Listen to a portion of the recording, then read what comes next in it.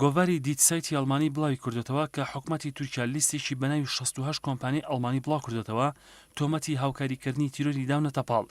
گۆڤارەکان نووسێتی لە چەند هەفتەی ڕابردوودا لیستەکە پێشکەش بە ئۆفیسی فیدراڵی دژە تیرۆر کراوە و دایان کۆمپانیا تۆمەتبار دەکات لەوانە هەردوو گەورە کۆمپانیای دایملەر و باسیف و دایانی تر بە تۆمەتی تێوەگلان لە کودەدا شکست خواردوەکەی ساڵی ڕابردووی تورکیا. لە دوای ئەو هەنگاوی تورکیا و لە دوای ئەوەش کە دەستگامنیەکانی ئەو وڵاتە ژمارەك لە چالاکوانەهنی مافەکانی مرۆڤی نێودەوڵەتیان دەستگیر کرد لە ناویاندا یاساناسی ئەڵمانی پیتەر شتۆینتێر و ئیدل ئەیسەر بەڕێوەبەری ڕێکخراوی لێبوردنی نێودەوڵەتی و ژمارەی تر ئەمانە بوونە هۆی گرژتربوونی پەیوەندیەکانی نێوان هەردوو وڵات. ئەڵمانیا کۆتایی هەفتەی ڕابردوو باڵێزی تورکیای لە بەرلین بانگگیر کرد. هەروەها حکوومەتی ئەڵمانیا لە زەری وتەبێژەکەیەوە ئەو تۆمەتانی تورکیای بە پڕۆپاگەندە و چاوەشەکاری ناوزەند کرد کە بەرامبەر بە کۆمپانیا و کەسایەتیەکان دەیکات و وەزیری دادیش بە توندی وەڵامی ئەو وڵاتی دایەوە وتی پێویستە لە ئاست ئەم ڕەفتارانە توند بین و دەستەوەسان نەبین. بە هەمان شێوە زیگمار جوبرائیلی وەزیری دەرەوە پێیوا بوو کە دەبێت بە توندی وەڵامی تورکیا بدرێتەوە و ئیجراءاتی بەرامبەر بکرێت. جگەلەوەش وڵاتەکەی بە سیاسەتی خۆی لە بەرامبەر تورکیادا دەچێتەوە و گۆڕانکاری ڕیشەیی دەکات. هەر سەباردبەوە ئەنگێلا مێرکڵی ڕاوێژکار دووپاتی کردەوە کە گۆڕینی سیاسەتی وڵاتەکەی بەرامبەر بە تورکیا زۆر پێویستە.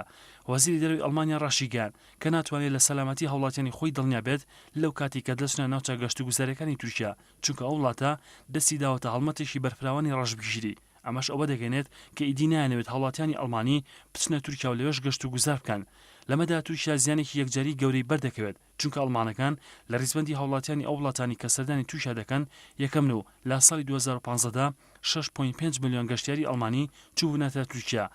بەهۆی نالەباری بارودۆخی ئەمنی ساڵی پار ژمارەکە بووە 3 ملیۆن و بەهۆی ئەو باری ئێساش ئەو ژمارە زۆر کەم دەبێتەوە و کەرتی گەشتیاری تورکی گورزێکی کوشندەی بەردەکەوێت.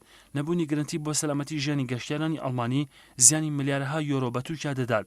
هەر لەم چارچێوێدا ئەڵمانیا هۆشداری داوەتە کۆمپانیا و دەوڵەمەندەکانی خۆی کە چیدی چالاکی و وەبەرهێنانی خۆیان لە وڵاتە بۆستێن و تورکیا بۆ بەرهەمهێنەرانی ئەڵمانی شوێنێکی شەو ئەمین نییە. بە پێچەوانەوە حکومەت هیچ گرنتیشیان ناداتێت لە سەلامەتی و ئارامی بازرگانی لە نێوان هەردوولادا. جی باسە ساڵی ڕابردوو بەرهەمهێنانی ئەڵمانی بۆ تورکیا 6.20 ملیار یۆرۆ بووە. تورکیا لەوە شازیانێکی بێئەندازی بەردەکەوێت. ئەڵمانیا هەڕەشەی بڕینی ئەو هاوکارەداراییە دەکات کە ئەوروپا ساڵانە دەیبەخشێتە تورکیا لە چارچێوەی دانوستانی وەرگیرانی لە یەکێتی ئەوروپا کە لە ماوەی 2014 تا 2010 بڕەکەی 4.4 ملیار یۆرۆ و ئەگەر ئەڵمانیا و پێشنیازە بخاتە بەرنامی کۆبنەوەکانی یەکێتیەکە سەردەگرێ و ئەو هاوکاری و یارمەتی لێدەبڕن. لەسەر ئەمەش کۆمیسیۆنی ئەوروپا ئاماژی بۆ دەکەم بابەتە دیراستە دەکرێت و بڕیاری یاسایی لەبارەوە دەدرێت بۆیە لەمەشدا زیانی زۆری پێدەکە و دەرگاکانیشی لەسەردا دەخرێن. بەبێ هەواڵێکی ڕۆژنامەی بەڵدیش بێت ئەڵمانیا هەموو پرۆژەکانی پڕچەکردنی تورکیا و هەناردەکردنی چەک و جەبەخانەکانی ڕاگرتووە و هەموو ئەو ڕێکەوتنامانشی ڕاگردووە کە بەپێی ئەڵمانیا چەک بە تورکیا دەفرۆشێت. حکومەتی ئەڵمانیا لە زەری وتەبێژی وەزارەتی ئابووریەوە ئەو هەواڵی پڕژاست کردوتەوە ڕایگەیاند کە وڵاتەکەی هەموو داواکاریەکانی تورکیای بۆ کڕینی چەک دەوەستێنێت.